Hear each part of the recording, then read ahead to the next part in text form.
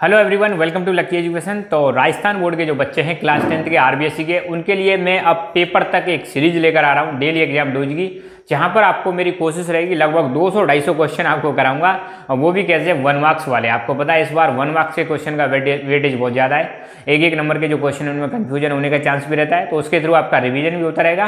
Plus मैं आपको बड़े बड़े क्वेश्चन भी यहाँ पर बताऊँगा कैसे कैसे उनको सॉल्व करना है। फिलहाल हमारी शुरुआत जो होगी वो छोटे छोटे क्वेश्चन से होगी, और जो बच्चे कुछ नहीं आता है उनको, वो भी अगर इस सीरीज को देखेंगे तो बहुत सारे क्वेश्चन उनके सही हो जाएंगे।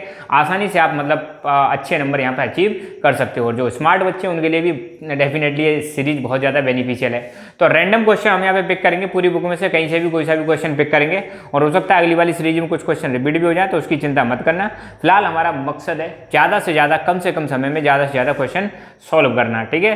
तो छोटे छोटे क्वेश्चन का वेटेज ज़्यादा है, तो शुरुआत करते हैं। पहला ही क्वेश्चन है, where was the Congress session of 1929 held है। इंडियन नेशनल कांग्रेस के बारे में आप सबको पता होगा, जो कि 1885 में फाउंड की गई थी, और इस कांग्रेस का हर साल एक सेशन होता था। इंडियन नेशनल कांग्रेस के बारे में ये भी पता होगा, इंडिया का जो फ्रीडम स्ट्रगल है उसको किसने लीड किया था, हमारी इंडियन नेशनल कांग्रेस ने। आपके लिए क्वेश्चन है, क्वेश्चन आपको कमेंट करके बताना है, इंडियन नेशनल कांग्रेस को किसने फाउंड किया था। तो खैर, इंडियन नेशनल कांग्रेस का जो 1929 का जो सेशन था वो कहाँ पर हेल्ड हुआ था, तो इसका सही आंसर है लाहौर। इसका सही आंसर क्या है, लाहौर में हुआ था, ठीक है। ओके, दूसरा क्वेश्चन है, जर्मन ओक सिंबलाइज, जर्मन जो ओक है वो किसको सिंबलाइज करता है, तो इसका सही आंसर है हीरोइज्म। हीरोइज्म को ये मतलब सिंबलाइज करता है जर्मन ओक। तीसरा क्वेश्चन है, which organisation was founded in Bretton Woods conference. Bretton Woods जो कॉन्फ्रेंस हुई थी उसमें कौन सा ऑर्गेनाइजेशन फाउंड हुआ था, तो यहाँ पे ध्यान रखना, एक तो हुआ था हमारा IMF, इंटरनेशनल मॉनेटरी फंड, ठीक है, इंटरनेशनल मॉनेटरी फंड, और एक कह सकते हैं वर्ल्ड बैंक। ये दो ऑर्गेनाइजेशन है जिनको हम फाउंड किया गया था ब्रेटन वुड्स कॉन्फ्रेंस में, इन दोनों को फाउंड किया गया था। इनको हम बोलते हैं ब्रेटन वुड्स ट्विंस। इन दोनों ऑर्गेनाइजेशंस को एक नाम और दिया गया है, ब्रेटन वुड्स ट्विंस। तीसरा क्वेश्चन है, in which state arid soil is predominantly found. किस स्टेट में एरिड सॉइल पाई जाती है, एरिड मतलब ड्राई, सूखी सॉइल पाई जाती है, तो उसका सही आंसर है हमारा राजस्थान में। आपको ज्यादातर देखने को मिलेगी जो सॉइल है वो कैसी है, एरिड है। क्वेश्चन आपको मैं यहाँ पे एक और देता हूँ, किस स्टेट में या किन किन स्टेट में एलुवियल सॉइल पाई जाती है, वो आपको कमेंट करके बताना है।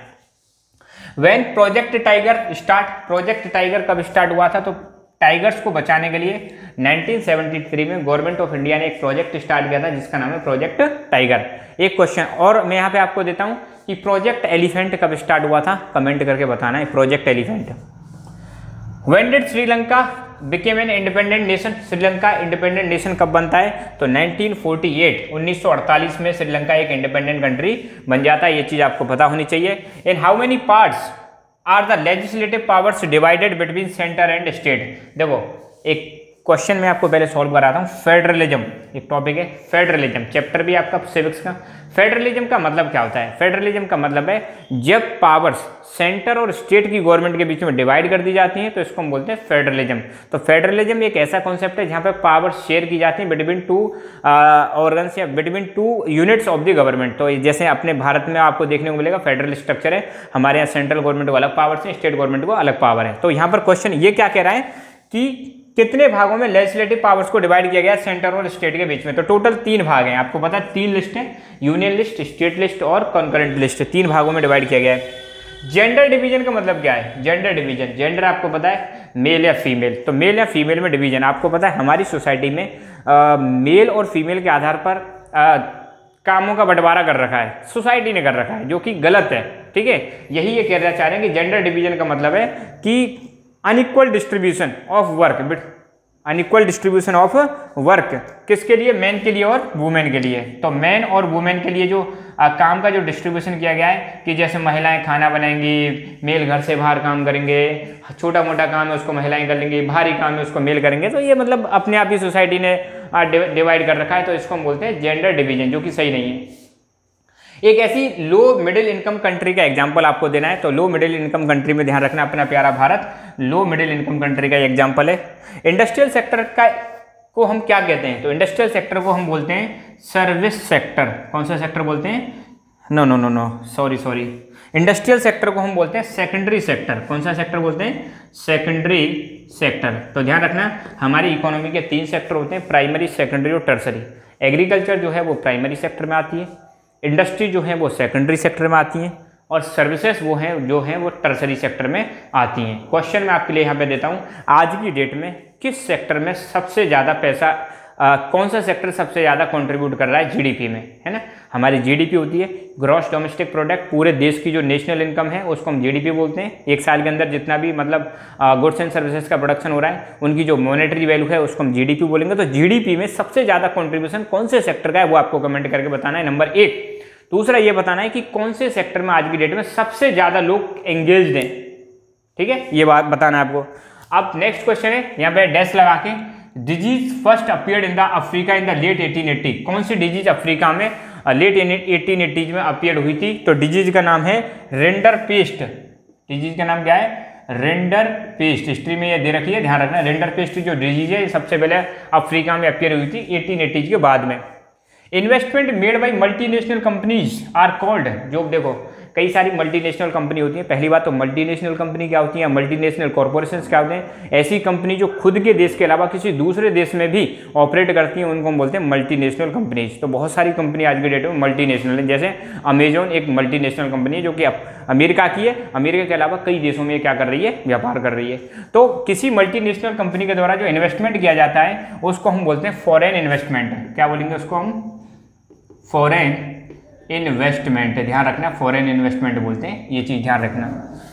फाइबर क्रॉप का एक एग्जांपल देना है। फाइबर मतलब रेशे वाली क्रॉप्स कौन सी है? रेशे वाली क्रॉप्स में कॉटन आपकी एक रेशे वाली क्रॉप है, ठीक है। जूट आपकी रेशे वाली क्रॉप है, तो इसका आंसर क्या हो जाएगा? एक देना है तो कॉटन, दो आए तो जूट भी लिख देना, ये फाइबर क्रॉप है। इन how many amendments did Belgium make between 1970 से 1973? 1970 से 1973 के बीच में कितने अमेंडमेंट किए थे बेल्जियम ने? बेल्जियम देश है, आपको पता है। तो उन्होंने अमेंडमेंट किए थे टोटल 4। कितने अमेंडमेंट किए थे? 4 किए थे, 4 amendment. Give the example of non renewable resources. Non renewable resources कैसे होते हैं? चलो मैं थोड़ा बता देता हूँ। देखो पहले हम बात करें रिन्यूएबल रिसोर्सेस की। रिन्यूएबल रिसोर्सेस वो होते हैं जो कभी खत्म नहीं होते, नेवर एग्जॉस्टिंग। रिन्यूएबल रिसोर्सेस वो होते हैं जो ग्रीन एनर्जी प्रोड्यूस करते हैं। रिन्यूएबल रिसोर्सेस वो होते हैं जो आपके रिप्लेनिशेबल हैं, कभी खत्म नहीं होंगे, और जैसे खत्म भी होंगे तो फिर दोबारा से मतलब भरपाई हो जाएगी। जैसे एग्जांपल है इसकी विंड एनर्जी, सोलर एनर्जी, ये कैसे हैं आपके रिन्यूएबल। नॉन रिन्यूएबल कैसे? जो कभी भी खत्म हो सकते हैं, जैसे कोल, पेट्रोलियम, ये किस में आ जाएंगे? नॉन रिन्यूएबल में। जलियांवाला बाग मसाकर कब हुआ था? जलियांवाला बाग की जो घटना हुई थी कब हुई थी? तो इसका आंसर है 13 अप्रैल 1919, ठीक है। जॉलबरी नाम का एक ऑर्गेनाइजेशन था, कस्टम यूनियन था, ये कब बना था? तो आपको पता होगा 1834 में जॉलबरी नाम का जो कस्टम यूनियन था ये बनाया गया था। मैं आपको क्वेश्चन देता हूँ, यंग इटली नाम का ऑर्गेनाइजेशन किसने बनाया वो आपको कमेंट करके बताना है, यंग इटली, ठीक है। Next, in which year Napoleonic code framed?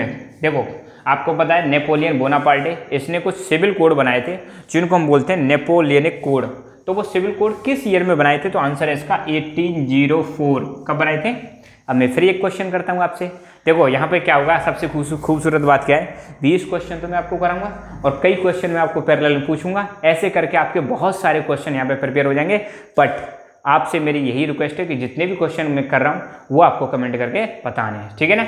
तो मैं यहाँ पे क्वेश्चन आपको दे रहा हूँ कि फ्रांस की जो रेवोल्यूशन हुई थी वो किस ईयर में हुई थी? मैं आपको हल्का सा हिंट दे देता हूँ क्यों हुई थी फ्रांस की रिवॉल्यूशन। क्योंकि आपको पता है फ्रांस में जो सोसाइटी थी वो डिवाइडेड थी, फर्स्ट स्टेट, सेकंड स्टेट और थर्ड स्टेट में, जहाँ पर डिस्क्रिमिनेशन बहुत ज़्यादा था। थर्ड स्टेट के लोगों को सबसे ज़्यादा टैक्स देना पड़ता था, फर्स्ट स्टेट और सेकंड स्टेट के लोगों को टैक्स नहीं देना पड़ता था, इसलिए वहाँ पर क्रांति हो गई थी, ठीक है। तो किस ईयर में फ्रांस की क्रांति हुई थी और उस समय फ्रांस का राजा कौन था और किस डायनेस्टी का था, ये कमेंट करके आपको बताना है, ठीक है। अब है सस्टेनेबल डेवलपमेंट का मतलब बताइए। सस्टेनेबल डेवलपमेंट, चलो सस्टेनेबल डेवलपमेंट में 3 चीज़ ध्यान रखनी है। देखो सस्टेनेबल डेवलपमेंट एक ऐसा कॉन्सेप्ट है, आज की डेट में आपको पता है हम डेवलपमेंट तो कर रहे हैं मगर डेवलपमेंट करते करते हम एनवायरनमेंट को बहुत ज़्यादा नुकसान पहुंचा रहे हैं। तो सस्टेनेबल डेवलपमेंट एक ऐसा कॉन्सेप्ट है, ये कहता है कि भाई आप डेवलपमेंट तो करो मगर ऐसे डेवलपमेंट करो कि रिसोर्सेज का मिनिमम यूज करना है, फ्यूचर में आने वाली जनरेशन है उसके लिए रिसोर्सेज को बचा के रखना है, इन्वायरमेंट को कम से कम नुकसान पहुंचाना है और रीजनरेशन पर भी ध्यान देना है, रिसोर्सेज के कंजर्वेशन पर ध्यान देना है। तो ऐसा डेवलपमेंट जो प्रेजेंट की नीड्स को फुलफिल करे, फ्यूचर की जनरेशन का ध्यान रखे, इन्वायरमेंट का कम से कम नुकसान पहुंचाए, उस डेवलपमेंट को हम बोलते हैं सस्टेनेबल डेवलपमेंट। फिर सुन लो, ऐसा डेवलपमेंट जो प्रेजेंट की नीड्स को फुलफिल करे, फ्यूचर की नीड्स का भी ध्यान में रखे और इन्वायरमेंट को कम से कम नुकसान पहुंचाए, उसको हम बोलते हैं सस्टेनेबल डेवलपमेंट। बहुत इंपॉर्टेंट है। फेडरलिज्म मैंने बताया था, फेडरलिज्म एक पावर शेयरिंग का कॉन्सेप्ट है। फेडरलिज्म का मतलब power sharing between centre and state, इसको हम बोलते हैं फेडरलिज्म। तो यहाँ पर हमने कम से कम 20 क्वेश्चन डिस्कस किए। कई सारे क्वेश्चन मैंने आपको समझा भी दिए, कुछ टॉपिक भी मैंने आपको यहाँ पे समझा दिए। तो ऐसे ही हम डेली डिस्कशन करेंगे, ठीक है। मेरी कोशिश रहेगी, मैं एक वीडियो कोशिश करूँगा रेगुलर अपलोड हो जाए क्लास 10 के बच्चों के लिए। पेपर आते आते आपको कम से कम, नहीं तो गारंटी दे रहा हूँ, कम से कम 200 से ज़्यादा क्वेश्चन हम डिस्कस कर लेंगे यहाँ पे, और जो आपके बिल्कुल क्लियर हो जाएंगे। कोशिश ये करना, एक कॉपी बना लेना, कॉपी में सारे क्वेश्चन को लिखते चलना और इनके आंसर लिखते चलना। अब फिर देखो मज़ा आने वाला है। सो थैंक यू, मिलते हैं अगले लेक्चर में।